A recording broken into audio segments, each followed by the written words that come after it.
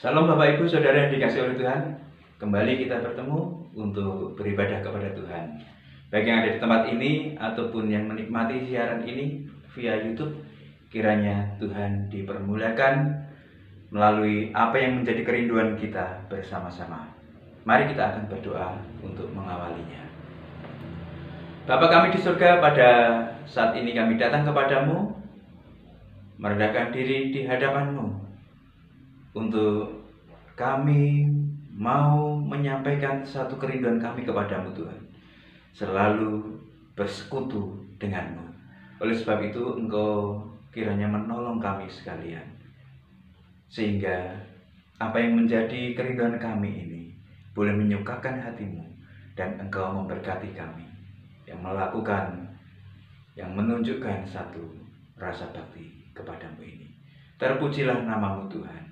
Kami sungguh menyerahkan waktu ini seutuhnya ke dalam tangan pengasihan-Mu, karena Engkaulah Raja dan Bapa kami. Kami sambut ibadah ini dan mengucapkan syukur di dalam nama Tuhan Yesus Kristus.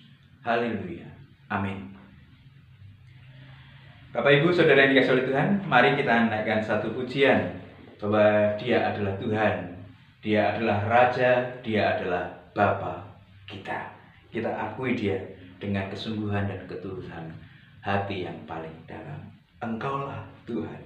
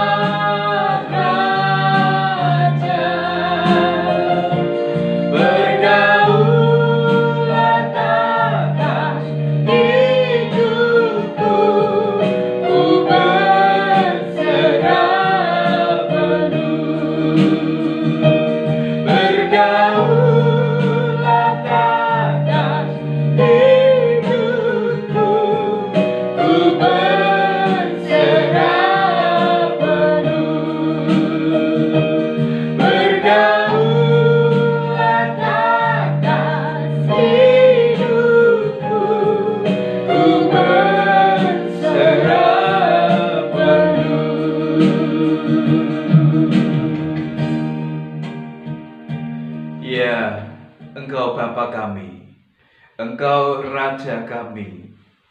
Biarkanlah seperti pujian yang kami naikkan kepadamu saat ini, berdaulat penuh atas hidup kami. Tolonglah ya Tuhan, biarkanlah kami boleh memahami, biarkanlah kami boleh benar-benar mengerti, menyadari, manakala kami menyatakan kepadamu, berdaulat penuh atas hidup kami. Tolonglah, biarkanlah firman-Mu pada saat ini membuat kami sekalian Engkau teguhkan, Engkau kuatkan, sehingga kami boleh melihat, menyadari Engkau yang berdaulat penuh atas hidup kami. Terpujilah nama-Mu, kami sambut kebenaran firman-Mu pada saat ini, di dalam nama Tuhan Yesus Kristus. Amin. Bapak Ibu Saudara yang dikasihi oleh Tuhan Yesus Kristus, ujian tadi mengatakan, dan kita telah menyatakannya kepada Dia, bahwa biarkanlah Tuhan berdaulat penuh atas hidup kita. Kita seringkali menaikkan pujian ini. Kita seringkali menyatakannya kepada Bapa. Namun dalam realitas kehidupan sehari demi sehari, apakah manakala kita telah menyatakan, Tuhan Engkau berdaulat penuh atas hidupku, dan manakala benar-benar sesuatu yang berdaulat, dan memang Tuhan selalu berdaulat atas hidup kita, dan manakala ada yang kurang sesuai dengan kehendak kita, apa yang kita ingini, apa yang kita rindukan, apa yang kita harapkan, maka masihkah kita dengan sukacita, Tuhan, terus kerjakan kedaulatan-Mu atas hidupku. Bagaimana di dalam kehidupan kita?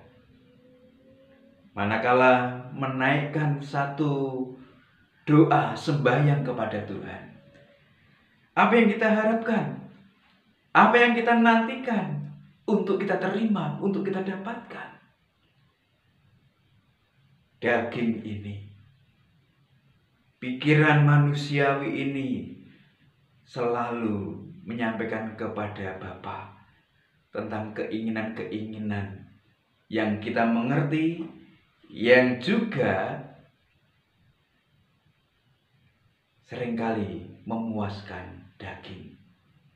Dan kalau Tuhan memberikan satu jawaban yang tidak sesuai dengan apa yang kita ingini, bagaimana respon kita?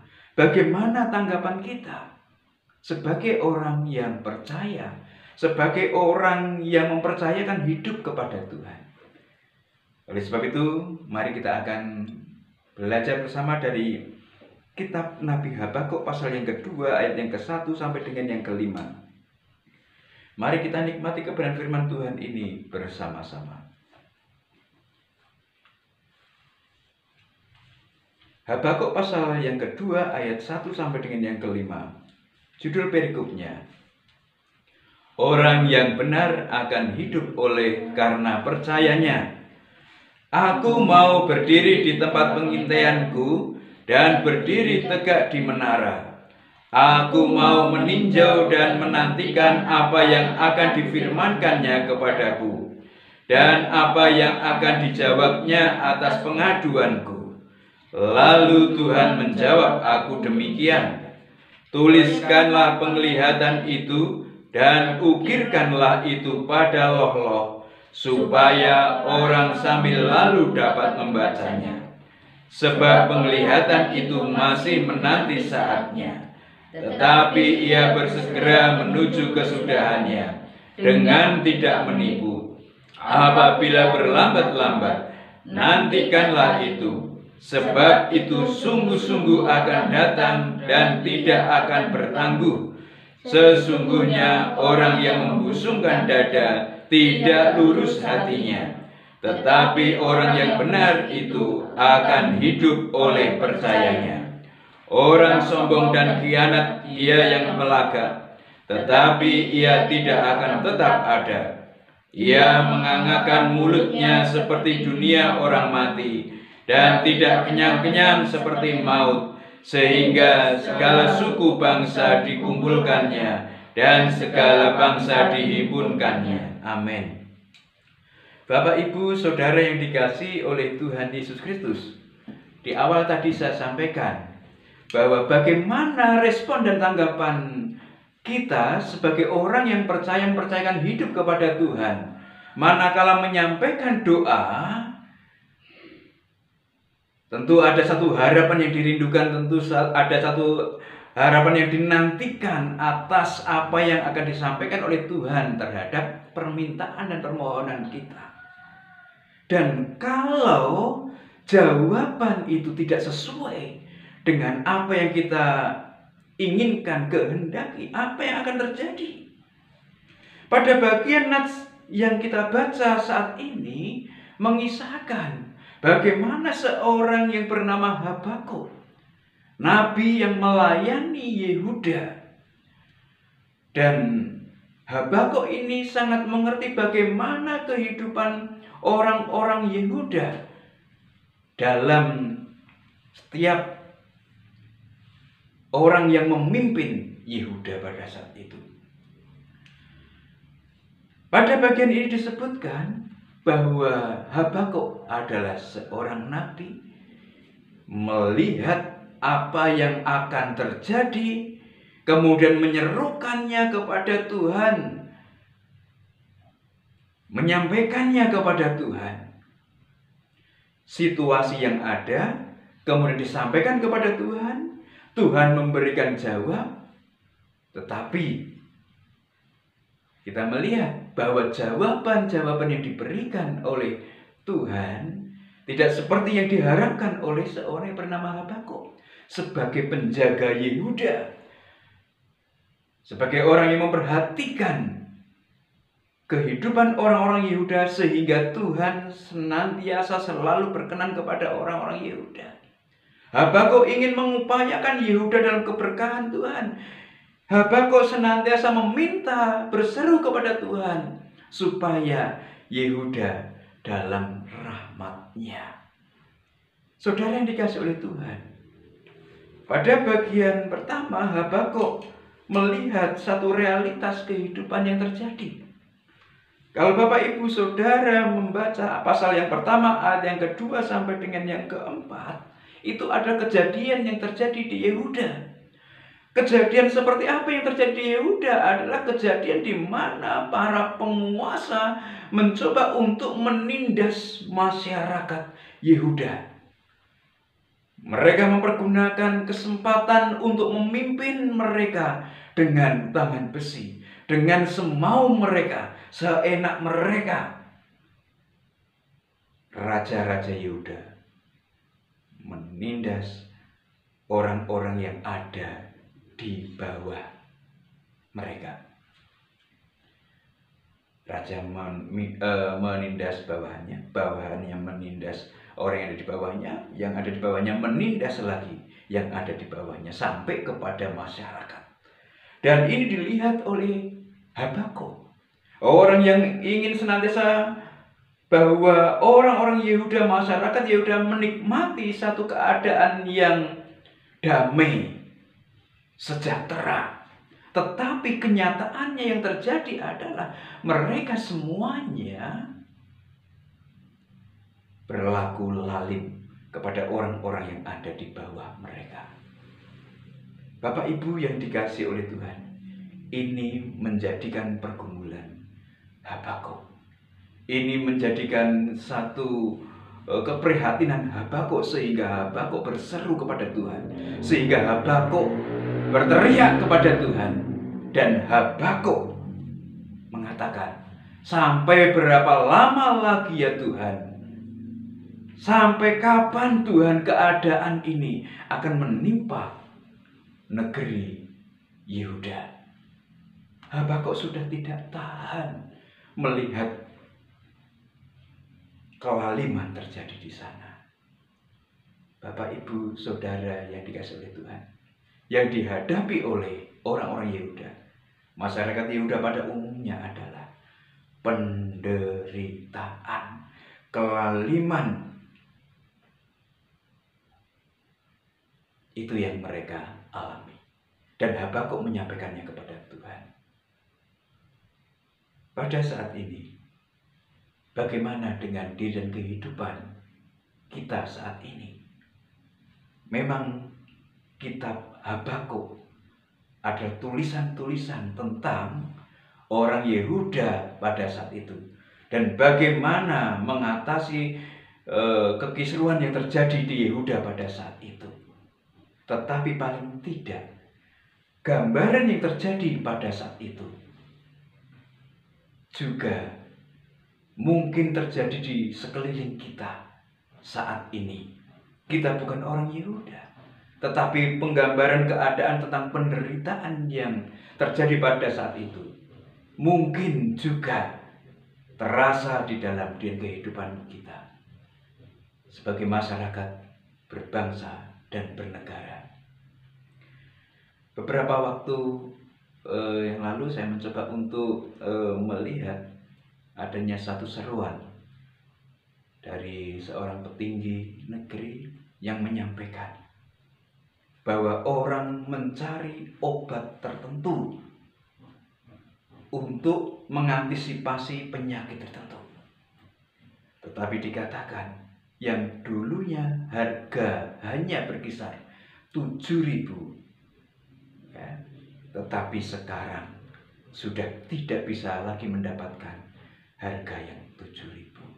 Ada satu permainan yang dilakukan oleh segelintir atau sekelompok orang yang sesungguhnya obat itu dibutuhkan oleh orang-orang yang sangat menderita, namun susah didapat, dan manakala didapat harganya sangat mahal.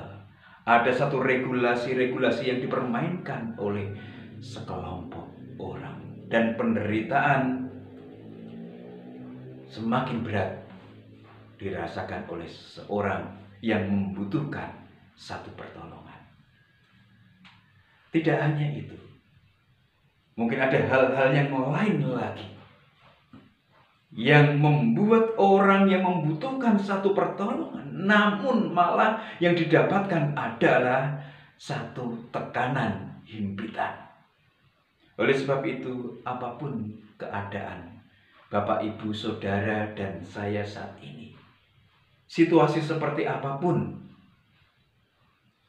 kesulitan, kesusahan, kecemasan, kekhawatiran, mungkin bisa dipersamakan dengan keadaan yang terjadi pada satu keadaan yang dikisahkan oleh Nabi Habakuk dalam kitabnya ini.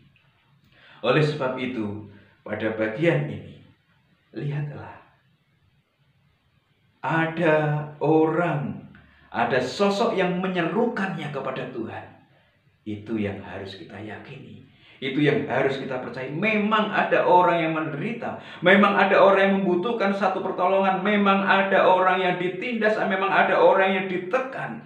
Tetapi satu hal yang kita harus mengerti, kita juga harus memahaminya. Ada orang yang berseru kepada Tuhan.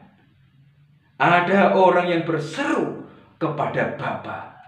Oleh sebab itu, jangan takut, jangan cemas, jangan khawatir dengan situasi kondisi yang Bapak, Ibu, Saudara, dan saya alami.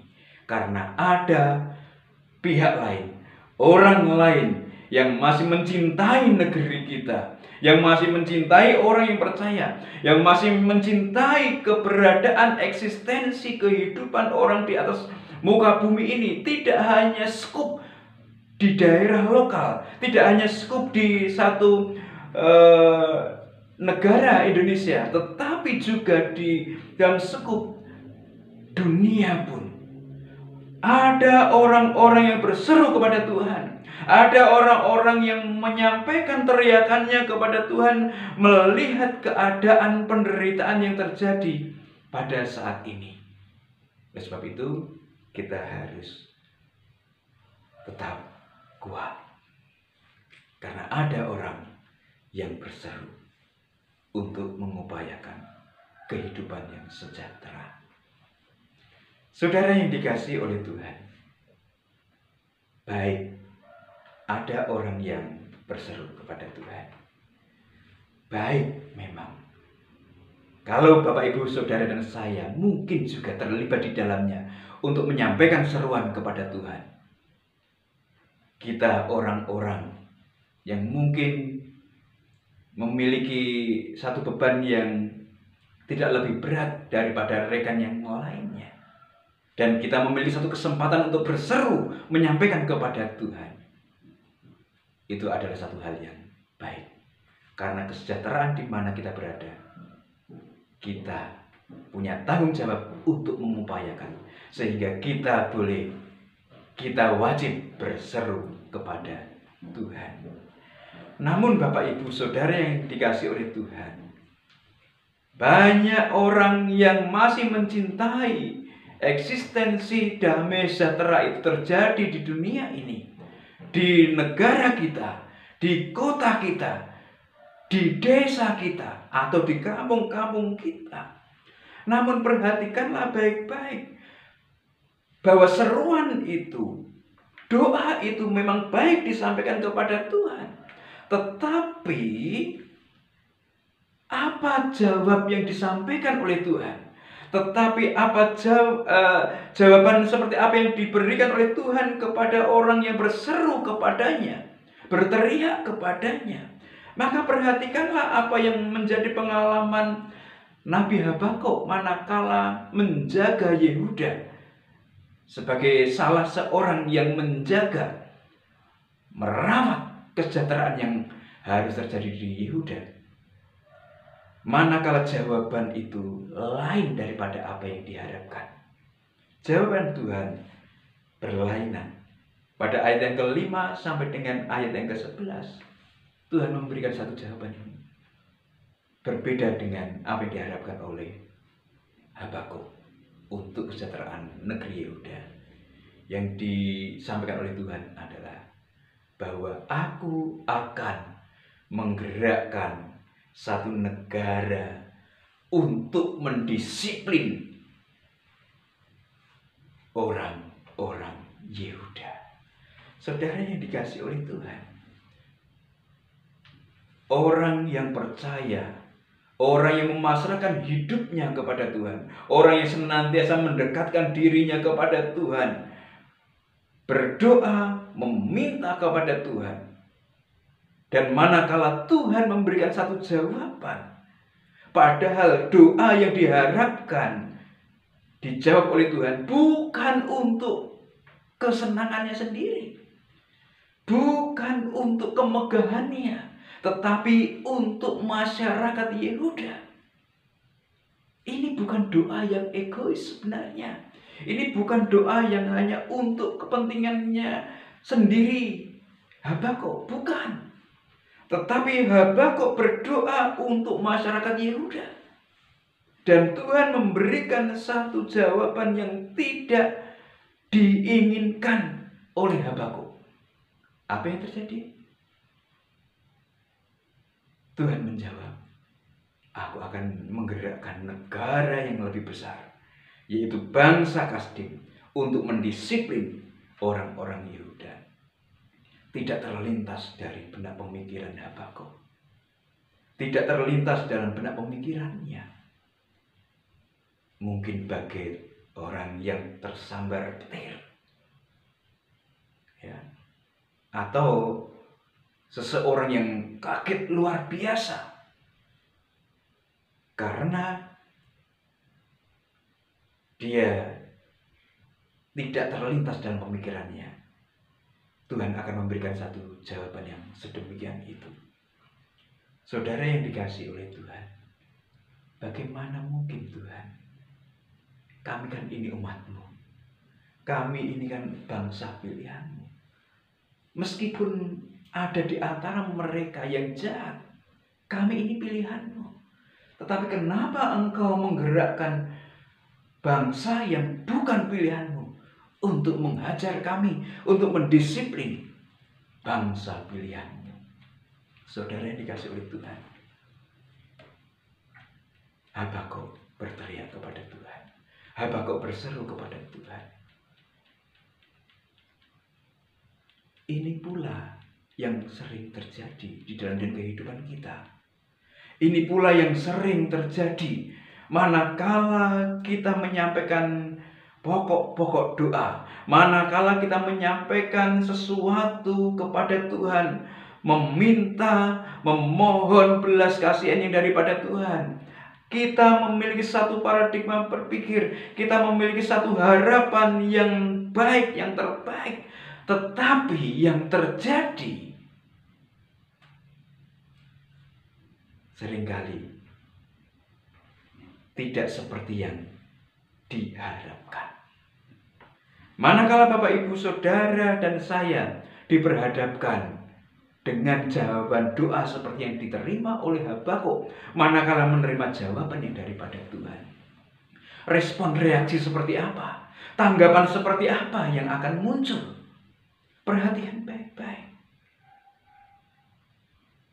Jadi bukan karena kita telah mempercayakan hidup kepada Tuhan, bukan karena kita orang yang senantiasa rajin baca kitab suci, doa tiap hari, maka jawaban-jawaban yang dari doa yang kita sampaikan kepada Tuhan adalah jawaban-jawaban yang mulus, seperti yang kita kehendaki, seperti apa yang kita rindukan. Perhatikan baik-baik. Seorang yang bernama Habakuk merasakan satu pengalaman yang membuat hatinya, pemikirannya shock. Karena rupa-rupanya Tuhan berdaulat, menggerakkan bangsa lain untuk mendisiplin, untuk menghajar bangsa pilihannya, yaitu Israel.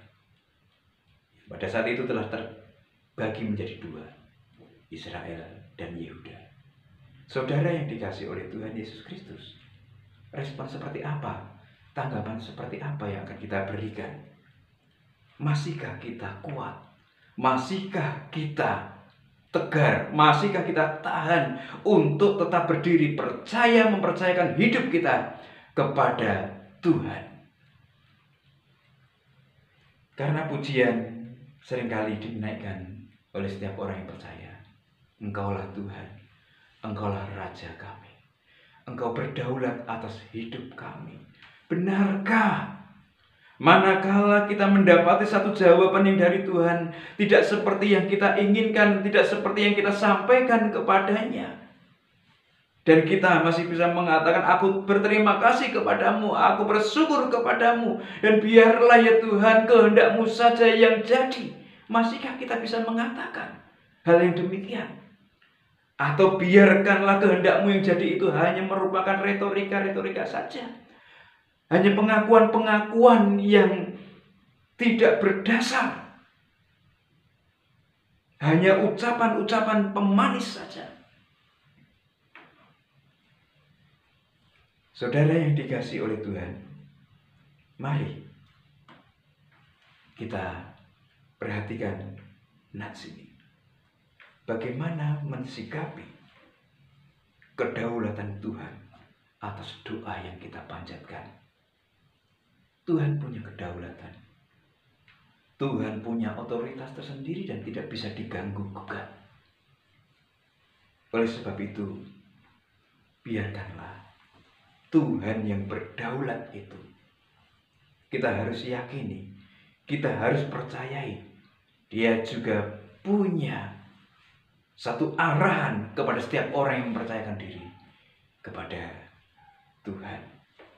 Maka nats yang kita baca, maka nats yang kita boleh renungkan, perhatikan bersama-sama, Tuhan menyampaikan kepada Habakuk bahwa orang yang benar akan hidup oleh percayanya. Orang yang benar akan hidup oleh karena percayanya. Hai Habakuk, boleh kamu menaikkan syafaat kepadaku untuk bangsa Yehuda ini, untuk masyarakat Yehuda ini. Boleh. Aku menerimanya itu. Aku apresiasi apa yang kamu lakukan, apa yang kamu sampaikan kepadaku saat ini. Tetapi Tuhan memberikan satu jawaban. Orang benar akan hidup oleh karena percayanya. Manakala Habakuk menyampaikan doa sembahyang kepada Tuhan, yang ada di dalam benak pemikiran Habakuk adalah ada juga orang-orang benar di dalamnya yang mana mereka tidak berlaku lalim, yang mana mereka tidak berlaku kejam, yang mana mereka tidak melakukan satu penindasan kepada pihak lain. Dan mereka ada Tuhan, ada sebagian, ada sekelompok orang-orang benar yang masih melakukan hidup benar di hadapanmu. Di antara orang-orang bengis, di antara orang-orang lalim, dari antara orang-orang Yehuda yang saling menindas di antara satu dengan yang lainnya. Maka jawab Tuhan, maka apa yang disampaikan oleh Tuhan tentang jawaban doa Habakuk, tentang permohonannya dalam suku bangsa, Tuhan mengatakan orang benar akan hidup oleh percayanya. Orang benar akan hidup oleh percayanya. Oleh sebab itu Bapak Ibu Saudara yang dikasihi oleh Tuhan, pribadi lepas pribadi di antara kita sekalian, pribadi lepas pribadi di antara kita sekalian, baik yang ada di tempat ini ataupun yang menikmati siaran ini, perhatikan baik-baik. Penderitaan, kesulitan, kesusahan seperti apapun, memang ada orang yang mendoakan, memang ada orang yang menaikkan syafaat kepada Tuhan. Tetapi sekali lagi perhatikanlah bahwa saatnya akan ada satu ujian. Saatnya ujian itu terjadi tidak pada satu kelompok tertentu, tidak pada satu golongan tertentu atau bangsa tertentu, tetapi pada bagian ini disebutkan adalah secara pribadi. Pertolongan Tuhan dinyatakan saat penderitaan mengglobal, kesusahan mengglobal, ya, penindasan mengglobal. Maka perhatikanlah, orang yang benar, orang yang menganggap dirinya benar akan hidup oleh percayanya. Jadi siapapun boleh mengaku percaya, siapapun boleh mengaku orang benar, tetapi bagaimana hidup percayanya yang teruji dari hari ke hari, dari waktu ke waktu. Sekali lagi, keselamatan tidak bisa nunut, karena keselamatan adalah pribadi. Keadaan yang terjadi saat ini, kecemasan, kekhawatiran tentang adanya satu wabah, ini juga pribadi yang harus mempertanggungjawabkan protokol kesehatan ketat dan juga asupan makanan yang dikonsumsi oleh pribadi lepas pribadi, kedisiplinan tertentu yang harus dimiliki oleh pribadi lepas pribadi. Oleh sebab itu Bapak Ibu Saudara yang dikasihi oleh Tuhan, Tuhan sampaikan kepada Habakuk pada saat itu, orang benar akan hidup oleh percayanya. Kebenaran yang dilakukan secara personal manusia. Kepercayaan yang dipertanggungjawabkan oleh kehidupan orang yang mengaku benar, mengaku percaya, diminta pertanggungjawaban untuk seseorang menikmati satu keselamatan, baik keselamatan dari ancaman celaka di dunia ini ataupun keselamatan kekal. Bapak Ibu yang dikasihi oleh Tuhan Yesus Kristus, mensikapi kedaulatan Tuhan, Tuhan punya jawaban. Orang benar hidup oleh percayanya. Bagaimana kehidupan kita sebagai orang yang mengaku percaya kepada Tuhan? Bagaimana kehidupan kita teruji? Bagaimana pengalaman iman kita terasah dari hari ke hari, dari waktu ke waktu? Bagaimana kita menghadapi? Bagaimana kita menjalani? Tuhan menyampaikan pesan kepada Habakuk dan juga kepada kita sekalian. Sehingga manakala kita melanjutkan bacaan kita dalam Habakuk pasal yang ketiga, ayat 1 sampai dengan yang ke-19, kita akan melihat bahwa Habakuk menyampaikan dengan puja-pujinya kepada Tuhan.